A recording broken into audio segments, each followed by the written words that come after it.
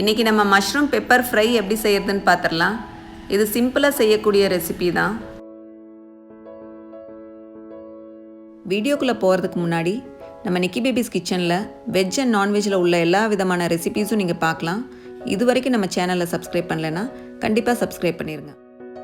Video கடைசியில் உங்களுக்கான cooking tip இருக்குது. தேவையான பொருட்கள்: மஷ்ரூம் 200 கிராம்ஸ் எடுத்து இந்த மாதிரி லென்த்தாக கட் பண்ணிக்கோங்க. பெரிய வெங்காயம் 1, மைதா 3 ஸ்பூன், கார்ன்ஃப்ளவர் 2 ஸ்பூன், ஸ்கொயராக கட் பண்ண ஹாஃப் கேப்சிகம், 2 பச்சை மிளகாய், மல்லித்தலை, சோயா சாஸ், பெப்பர். வாங்க எப்படி செய்யறதுன்னு பார்த்துடலாம். ஒரு பவுல் எடுத்து அதில் மஷ்ரூம்ஸ் ஆட் பண்ணி மைதா 3 ஸ்பூன், கார்ன்ஃப்ளவர் 2 ஸ்பூன், உப்பு தேவையான அளவு, பெப்பர் 1 ஸ்பூன் எல்லாத்தையும் சேர்த்து நல்லா கலந்து விடுங்க.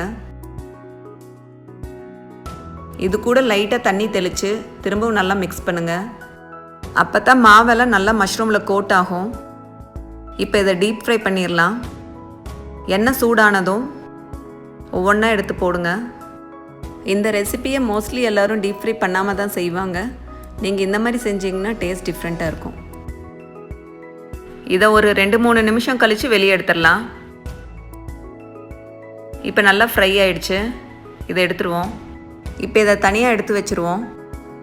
ஒரு கடாயில் 2 ஸ்பூன் எண்ணெய் விட்டு பச்சை மிளகாய், வெங்காயம் இதெல்லாத்தையும் சேர்த்து லைட்டாக ஃப்ரை பண்ணுங்கள்.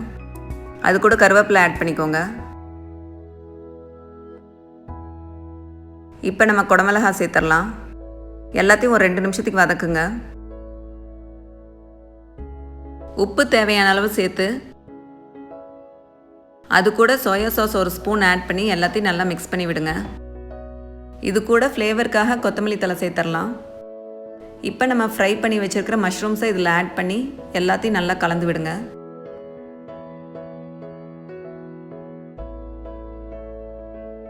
இப்போ நம்ம மெயின் இன்க்ரீடியண்ட்டான பெப்பர் 1 ஸ்பூன் ஆட் பண்ணி எல்லாத்தையும் நல்லா கலந்து விடுங்க.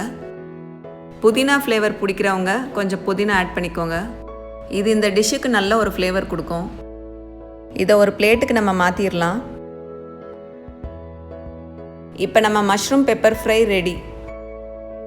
நிறைகளை லைக் போட்டு நண்பர்களிடம் சொல்லுங்கள், குறைகளை டிஸ்லைக் போட்டு எங்களிடம் சொல்லுங்கள். உங்களுக்கான குக்கிங் டிப்: கொழுக்கட்டை பூரணம் செய்யும்போது நாட்டு சர்க்கரைக்கு பதிலாக கருப்பட்டியில் செஞ்சிங்கன்னா சுவை நல்லாயிருக்கும். இந்த டிப்பு விநாயகர் சதுர்த்திக்கு சொல்லியிருக்க வேண்டியதானே?